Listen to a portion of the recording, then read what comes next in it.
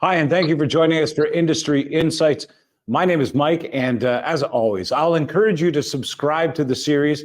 Every episode is an incredible interview with somebody who has an opinion, information, and a forward look at this industry overall, part of the REMI network. Go ahead, subscribe, share it with a friend, and even hit the notification button if you're watching on YouTube, and we'll send you a notification every time a new interview is posted. Today's interview is fascinating, but more than anything, it's important. You see, in 2022, 133 people died in fires in residential homes. This is the highest in 20 years. Not something that has been seen before here in this country, and certainly harkens to the need for change. Part of that need for change is what we're going to talk about today with Jason Reed from the National Life Safety Group. Jason, thank you for joining us. Thank you, Mike. Thank you for having me. Jason, this is a startling number. It's an astounding number, and it's a tragic number, and it's a preventable number. In 2022, as you mentioned, 133 people died as a result of fire. Based on those numbers, those are happening in residential homes, and residential homes also include residential buildings such as apartments and condominiums. So now this, obviously, there needs to be an answer to this, and you would think that fire code covers that. Does it not? I mean, finding out the safest way to house people has got to be part of the code required, no? You're absolutely correct. So in a residential home, you're the building owner. There's no training of your family required under the Ontario Fire Code.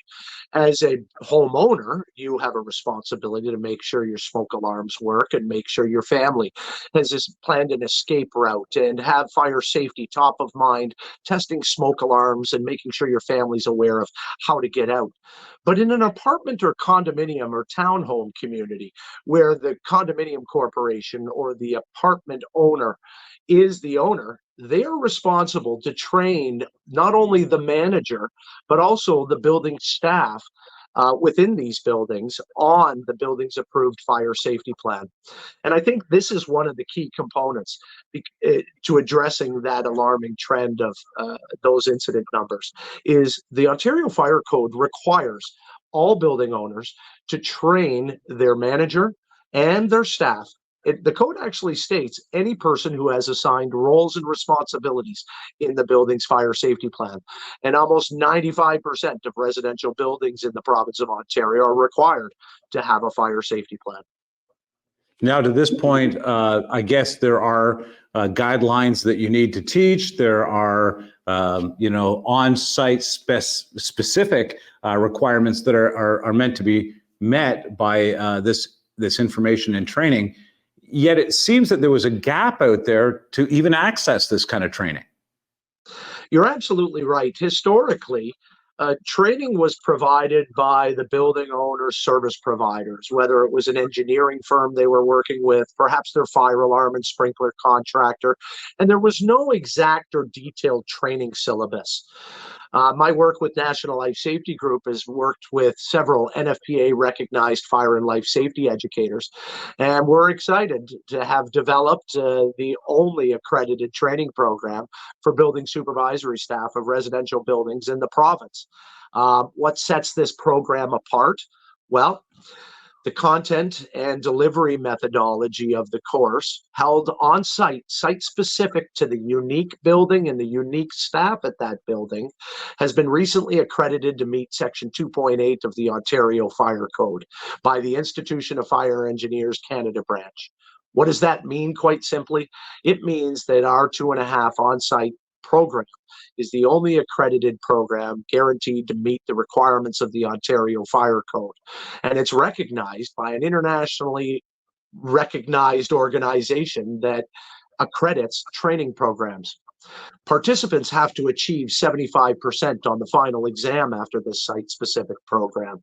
And the program was also just recently endorsed by the Condominium Management Regulatory Authority of Ontario, better known as the CRMAO. This seems like something that was more than necessary. It seems like it was overdue. What was the inspiration to National Life Safety Group to do this? Was it just the gap in the marketplace that you recognized? You know, Mike, that's an excellent question, because I have the privilege of working with some of the most passionate industry leaders I've ever been involved with, and that is the property management industry. They want to do right and they want to do things correctly to protect their communities. And I've really noticed that the gaps have kind of occurred with having so many staff members responsible at a building. You've got managers, security, concierge teams, the building superintendent. There has to be a teaching or a learning program available for both managers, superintendents, and security teams to understand what that 100-page fire safety plan says. We have to have a plan, but unfortunately, without education or training, once that plan is developed, it really truly is just a plan that sits on the shelf. I was going to say, this feels different than having a manual sitting in the management office. This feels like a practical application that can be carried consistently through the future planning for the building, that it just becomes part of the knowledge of how the building operates, how the safety procedures operate, rather than having to quickly reference through a book at the time of an incident.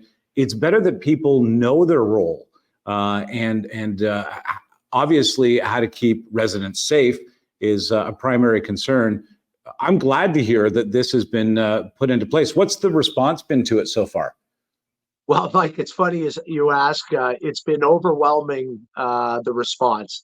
I and a team of 3 other NFPA recognized fire and life safety educators have been busy. I would safely suggest we're delivering 3 to 4 training programs across the province every week. I was in Brockville, Ontario last week. I was in North Bay several weeks prior.